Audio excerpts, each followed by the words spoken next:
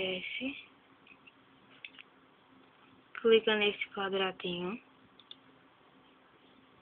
depois vai aparecer essas barrinhas aqui em cima.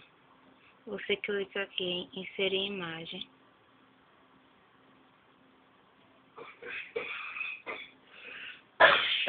Escolhe arquivo. E escolhe a foto que você quer.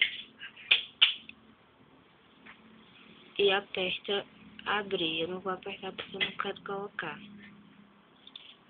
Depois aperta aqui. Nesse quadradinho azul. Espera um pouco.